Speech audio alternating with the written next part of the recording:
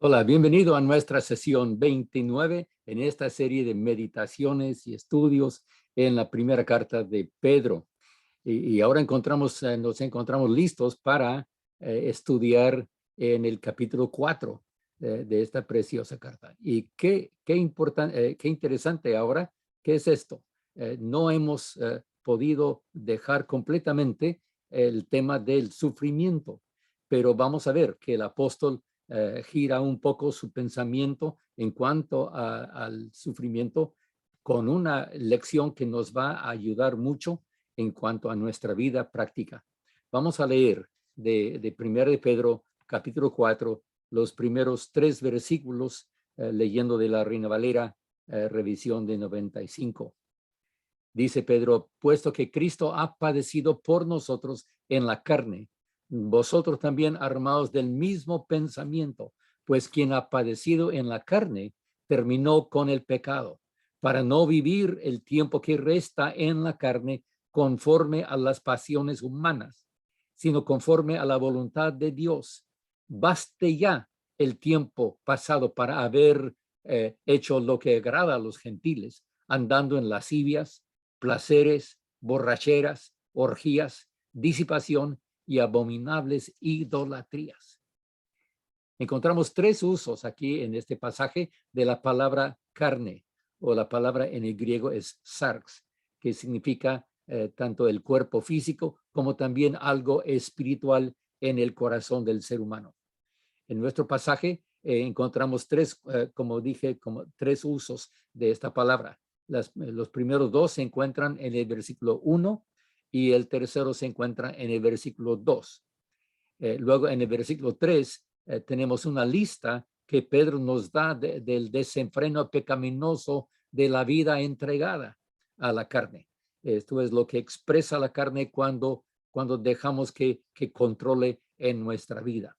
Es un contraste con la libertad que tenemos en Cristo. Y vamos a ver entonces estos 3 usos de la palabra carne en este pasaje. Primeramente, dice Pedro que Cristo padeció en la carne. Esto es su humanidad en su cuerpo físico. Esto es en contraste, en una contradicción completamente directa a la enseñanza de que Cristo solo aparentó sufrir, que aparentó morir, que Dios no puede hacer eso y su humanidad no fue una humanidad real, solamente aparentaba ser un ser humano. Eso dicen algunos, pero Pedro dice no, él padeció en la carne por nosotros, por nuestros pecados. Entonces es una afirmación de lo que creemos que Cristo murió por nosotros. Realmente murió, no solamente aparentó morir. En segundo lugar, dice que por eso podemos nosotros armarnos del mismo pensamiento. La palabra aquí significa también inteligencia. Esta inteligencia que Dios nos ha dado, que como Cristo padeció por nosotros, también nosotros podemos vivir con la carne mortificada. Ahora, aquí Pedro no está hablando del cuerpo físico, porque entonces sería que sufrir en la carne sería motivo o sería mérito de nuestra salvación. Eso no es cierto.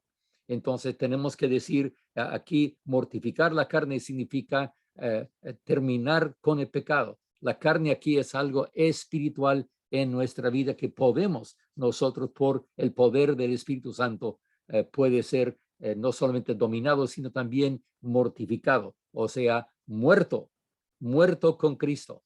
En tercer lugar, dice que es para no vivir el resto de nuestra vida aquí en la carne, o sea, esta vida actual, la vida actual que vivimos en la carne, en nuestro cuerpo físico. Ya no tenemos que vivir esta vida bajo el control de la carne en el interior, en nuestro corazón. Esto es un carácter completamente diferente al desenfreno del mundo. Entonces sigue su lista de esos excesos de la carne. Hermanos, la realidad del sacrificio de Cristo por nosotros, nos abre la posibilidad de vivir una vida libre del poder destructivo del pecado en nuestras vidas. Y este es el mensaje que Pedro nos está dando. Los 6 excesos de la carne, vamos a ver en una lista, empezando con los términos usados en nuestra lectura en la Reina Valera. Lascivias. Primeramente, la carne se demuestra por lascivias, o sea, sensualidad. Vivir pensando en una manera desordenada en cuanto a los sentimientos. Los sentimientos mandan en esa vida. La carne domina y los sentimientos. Si se siente bien, entonces hazlo, algunos dicen. Si se siente bien, entonces debe ser correcto. Pero eso no siempre, los sentimientos no son guía segura. Es la carne que está diciendo. Entonces, lascivias, primera manifestación del exceso de la carne. En segundo lugar, Pedro dice placeres, los placeres, o sea, lujurias, el desenfreno del deseo hacia lo ilícito, hacia lo prohibido. Debemos recordar que cuando Dios prohíbe algo es porque él sabe que es para nuestro bien, es para protegernos del poder destructivo del pecado. La maldad destruye, la maldad produce la muerte y el pecado es así. Entonces la lujuria no es el exceso de la carne. En tercer lugar, Pedro habla de borracheras. En realidad, bueno, la Reina Valera dice borracheras. En realidad, la versión más antigua es algo diferente porque literalmente la palabra es exceso de vino. No necesariamente llegar literalmente a emborrachar, sino tan solo el uso que sobrepasa el uso moderado o el uso correcto del vino, especialmente cuando hablamos del vino fermentado. Permítame una palabra personal aquí en cuanto a esto. La Biblia claramente tiene 2 puntos de vista en cuanto al alcohol, el uso del alcohol como bebida. Primeramente, la Biblia claramente dice que el vino es un desorden y es una, ¿qué podemos decir? Algo desordenado en nuestra vida que condena, que realmente destruye nuestra vida, que causa enemistades, causa litigios, causa pleitos y odio. Es algo que Salomón en los Proverbios dice claramente que no debemos de mirar al vino cuando las burbujas, cuando rocea, que es suave al entrar, pero al fin pica como culebra. Entonces, el único uso que vemos en el Antiguo Testamento del vino fermentado, el uso positivo es como anestesia. Podemos estudiar esto más a fondo, pero por lo pronto solo diremos eso. Cuando la Biblia habla del vino como una bendición, es el vino sin fermentarse, el vino dulce, el mosto, el producto directo que sale cuando se exprime la uva.